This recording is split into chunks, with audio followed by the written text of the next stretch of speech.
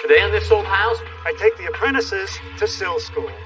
we are going to make the ceiling height higher by making the basement floor lower. In this town, if you go too far with the renovation, the building department insists on a full inspection of the existing sewer line. What happened to all this plumbing here? I've never seen anything like this before. There's already rot going on in that trunk. So what have you found up here? Well, a bit of a surprise. It's really the classic plumber's lament. See this main roof form? We're just going to pull that forward till it's even where this existing deck is. Definitely says mid-century modern. Money's in the detail. That is beautiful.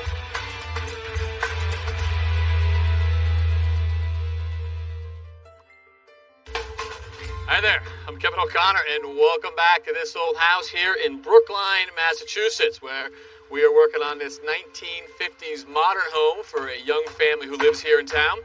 They've asked us to make several upgrades to this house, and some of the first things we did started outside. There was a whole line of invasive trees that were damaging this beautiful stone wall, so they had to come out. And over here you can see that the excavation and form work for a new garage and addition above has already started. And inside the house, we've done a number of things. We started off with abating the asbestos, and Mark McCullough, our mason, with the help of our two apprentices, Eric and Carly, actually took down a chimney that went through the roof, down 2 stories into the basement, and that is now completely gone.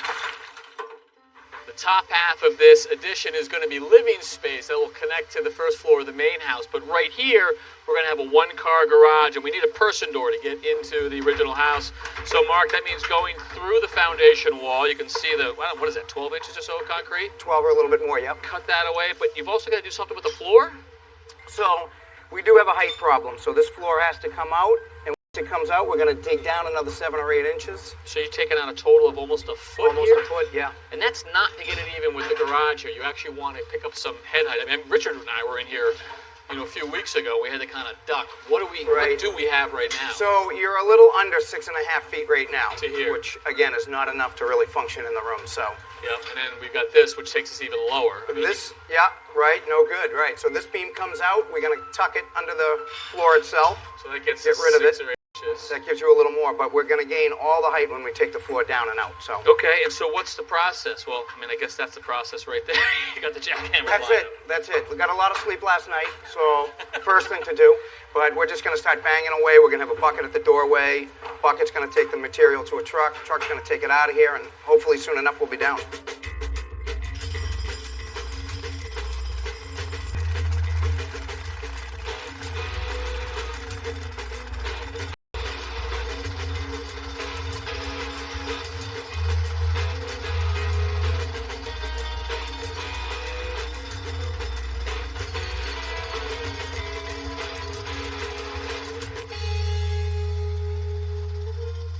Each year, hundreds of thousands of soldiers transition from military to civilian life. But that's not always easy. The skills that you learn in the service may not translate to the ones you need in the work world. Well, as part of our Generation Next initiative, we found a program here at Fort Stewart in Georgia that is turning troops into workers who will be on the front lines of the building trades. John Corson is the president of the Home Builders Institute. John, nice to meet you. Kevin, nice to meet you. I'm glad we caught you on a morning when a class is in session. I'm fascinated by the organization. Give me a little sense of its history and your guys' mission. Sure. HBI, we're a 50-year-old nonprofit that, in a short word, we train underserved and at-risk populations in the building trades. Right. One of our newest initiatives over the last 2 or 3 years is training separating military personnel. Mm-hmm. We get them certified, and we place them in jobs in the industry. These guys are just ready to learn. It's like a sponge. They just want to soak it in. So you couldn't ask for a better student population. They want to know more and more and more.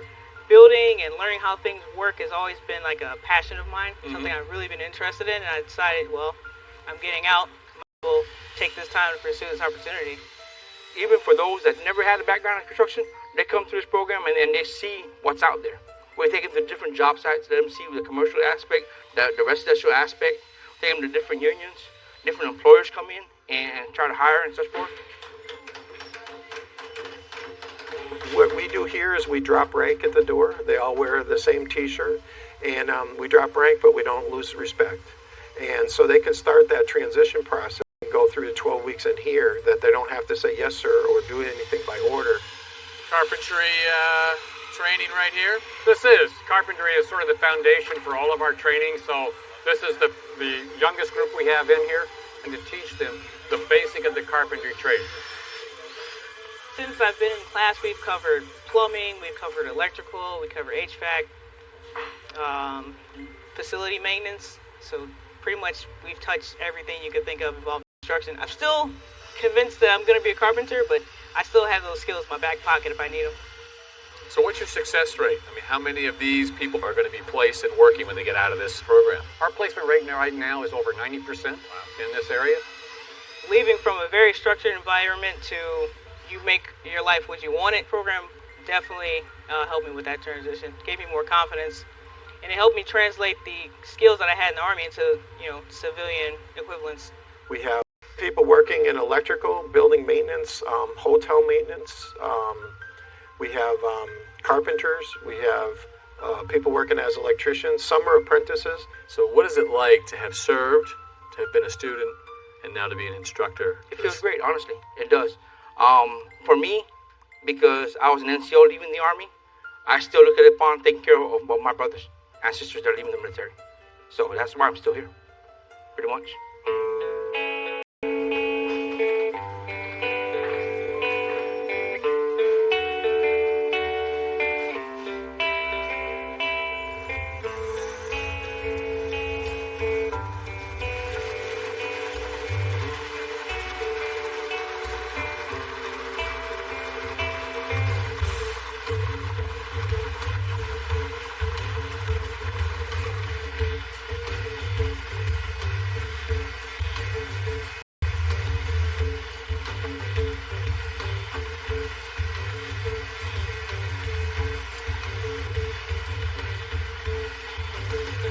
Mark McCullough and his crew did a great job doing the full demo down here, and it was a lot of work.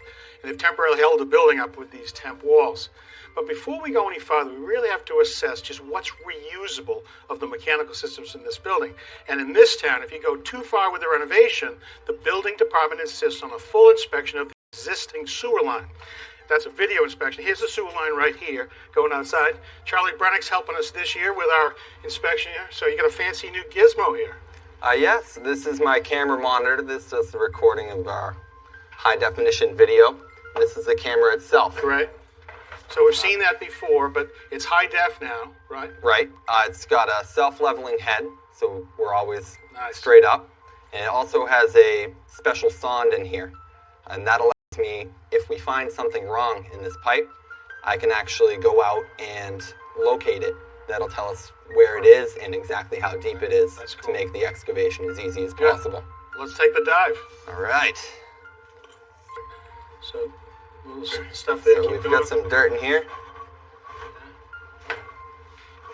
Boy, there's a lot of dirt and rocks in there. Keep This going. is more than we'd expect to see. There's a ton of debris in here. Look at it all. What do you do with it? Do you actually drive the rocks down into the main sewer? That's not good. No, what we can do is use a machine called a high-pressure water jet, and we can rake all those rocks right out of the pipe. So go down beyond it and then blow it all back this way? Can. Whew. Okay, so more rocks. Oh, we've got something else here. It looks like, is that roots? Yeah, this is tree roots growing into the pipe. So in order to have tree roots, you have to have a break in the pipe and then the roots get in through the joint. Yeah, they're able to grow in between the old connections of the clay Right. pipe. And it's put perfect together. feeding ground for a root. They love what's inside that pipe. Yeah, you got water all the time and nutrients all the time. All right. Okay. You can see them all around the edges. That's all embedded tree roots. Now we down. I don't know. This looks And now much we're in a better. beautiful pipe. So beyond the tree roots, it's in great shape, it looks like. Yeah, this is what we like to see. Okay. There's the drop into the sewer, looks Yep, like. this is our city sewer. All right, so that thing is so telling. That's great. So Right. we've proven that the majority of this line is in good shape, and we'll give this to the town to review. But we found rocks early. We found a break at, 10, 12 feet. We found tree roots. You know, and you think about the condition here. You can either blow it back, but when I look at this water main, this is copper, and this looks to be galvanized steel pipe, which is metal pipe that rusted needs to be replaced, it probably makes as much sense for us to dig the front yard to that 12 feet and get rid of at least that break right here, have a new water main and a new thing. So this is really helpful. Good job, Charlie. Thank you. Oh, thank you.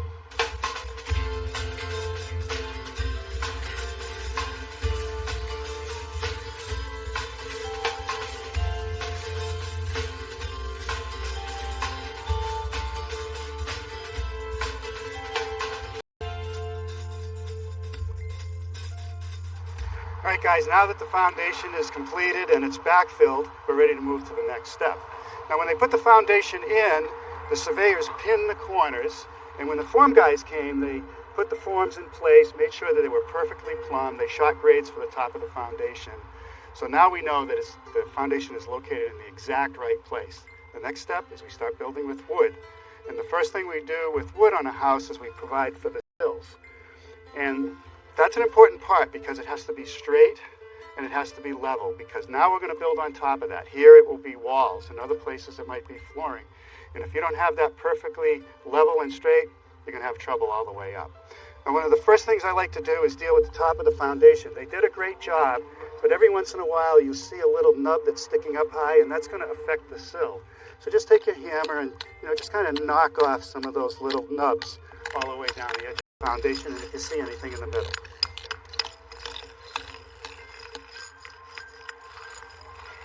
All right, now before we get started, I want to show you some, and that's going to go on top of the foundation, just like that. The first layer of the sill will be a 2x6 pressure-treated lumber, and that goes on top of that foam. And the last piece will be this regular lumber, which goes on top of that. So that gives us a 3-inch lift of material. So why do you only use pressure-treated on the first layer? Well, you always use pressure-treated anytime you're next to any kind of masonry. Otherwise, it'll start to absorb the moisture, and then it'll rot. And that's why we use it there. The second piece, it doesn't really matter. It can be regular dimensional lumber. It's far enough away from the masonry. So now the next thing we want to work on will be these bolts. Now, when the foundation was poured, the bolts were put in by the foundation contractor, and the concrete was wet. So it's not unusual that they might not be perfectly vertical. Just take a nut. You don't want to damage the threads by hitting the hammer. And then use your hammer to start straightening it out. You just have to look each way. This one's got to go this way, and this one's got to go this way. So do that to every bolt that you see that's out of place.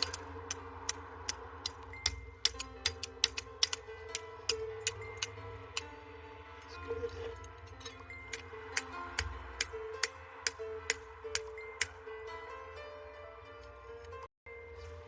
So now we have to locate the sills, so we're going to snap some lines. The sill is about 5.5 inches. We don't want it to come inside of this foundation.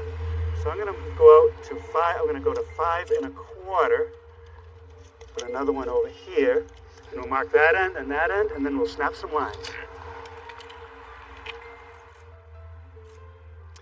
Now what I like to do on a long snap for the line is push down in the middle instead of snapping the whole thing, and then do each side. And then this one. All right, that's the layout. All right, we'll line up the outside edge with our chalk line. Now we can locate the bolts. So just take a square. You can mark each side of the bolt. It's pretty much the easiest way. Like that.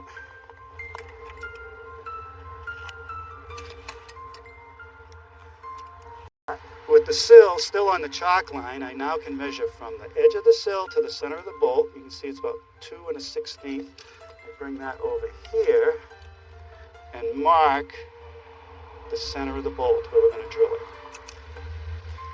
Okay, you can start to drill right there. All right, one thing I want to tell you about using the bit, we want that hole to be straight, so put the drill back in there. And see how you can see the edge of how deep you're going? Yeah. Like seeing it go deeper on one edge, that means you're getting out of square to the wood. So just all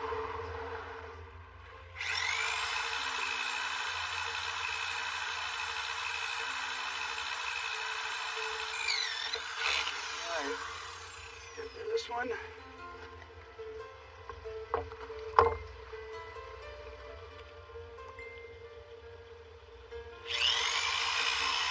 Now we're going to put a piece on top of this.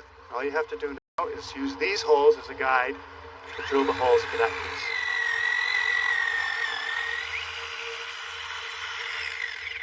All right.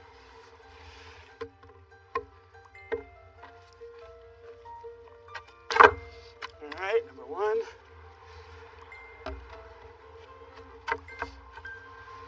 Okay. All right. Now, as you can see, this is not a 90-degree corner, so we have to cut these pieces at an angle. The easy way to cut this top one is to slide another piece of stock just temporarily along the chalk line, and then put on top of that another piece of stock, line it up, so it's even on the outside, like that. I could just take a square, line it up with that edge, and draw a line to make the cut.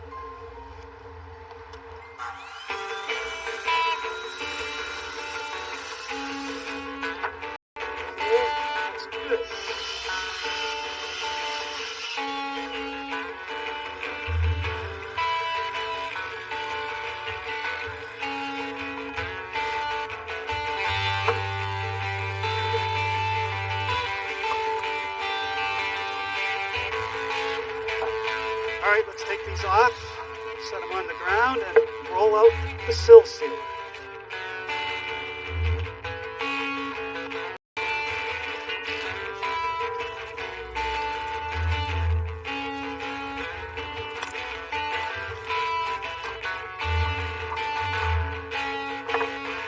Okay, now we want to take a washer and a nut.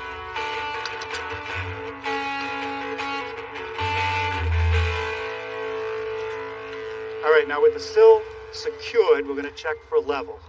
Right on there. And right on there. We got lucky today. The foundation guys did a great job. However, if there were some dips or bumps in the foundation, we would shim these to be level, and we would shim them between the pressure-treated piece and this piece, because we don't want to disrupt the sill sealer.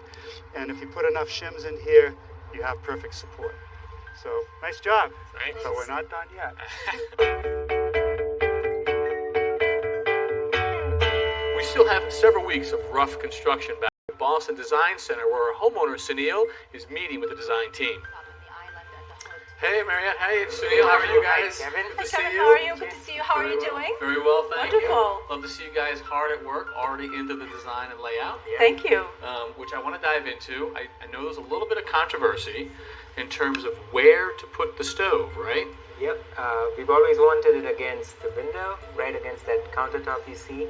Which is not typically where we would place the stove for a variety of reasons, right? Correct. First of all, you have code. You need a splash of surface behind the cooking, and also how we're gonna venting. And we have a little bit of special here because we are actually using a gas cooktop plus a surface and induction. So we actually have even a more wider surface to be able to vent. So I'm seeing a rendering of it in the island. This is obviously to persuade you. Not persuasive enough? You don't like that? Well, functionally I think, but aesthetically I just don't, that's always the battle, right? But I just don't think I like the look. We wanted a clean island with nothing on it. And that big hood hanging in the middle of the kitchen just doesn't look right to me. I think if it went against the window or against the wall, it'd just have a better appeal. Can we see a rendering of it in front of the window? Absolutely. As you can see here, we have the gas cooktop with the induction, and the hood will be suspended from the ceiling. And so seeing it here in this rendering, are you okay? Because that hood will be in front of the window and you will have glass immediately behind the flame. It's not typical, but I do really like the look, I think. Okay. I think the look different, and everything about the house is atypical, I think. But I think I do like this look better. Kitchens require compromise. Yes. So you're there. All right. Well, we've got a design showroom here behind us. Can we go look at what you're thinking about in terms of actual cabinets and countertops and that sort of stuff? Sure, yes, let's do that. Hi, Samantha. Hi, Sunil. This is Kevin. Nice to Kevin. meet you, Nice to Samantha. meet you. So I love the showrooms and the vignettes. Very helpful for clients to sort of decide.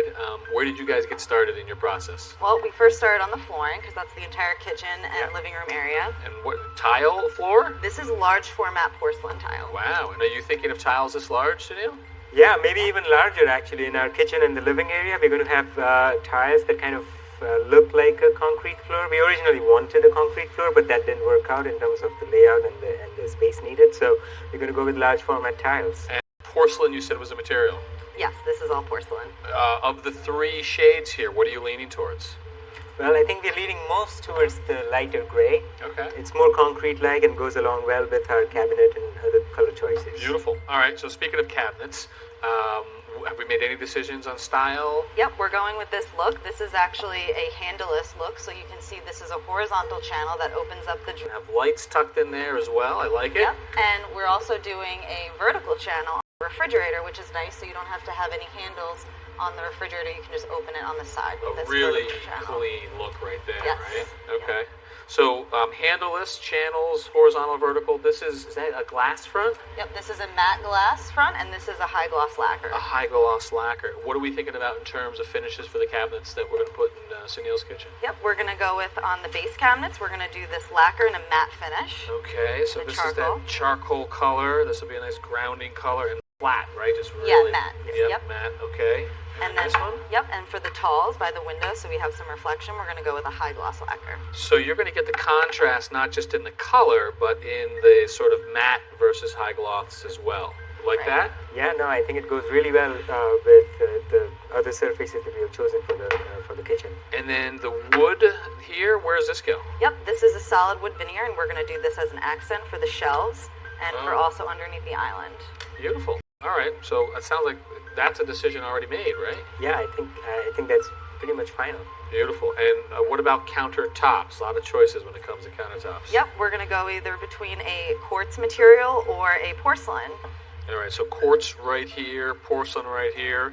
So Sunil, have you decided between the porcelain and the quartz and the matte and the gloss for the countertops? No, so unlike the cabinet doors, we're kind of split evenly between the matte and the shiny finish. It will be determined. Okay, well, I mean, you've got the showroom to help you and the expertise to help you as well. So hopefully you'll walk away today with a decision on that for us. Yeah, and Charlie's pushing for it. He's moving fast, so we got to decide soon. He is. Samantha, thank you very much. Thanks so much. Nice meeting you.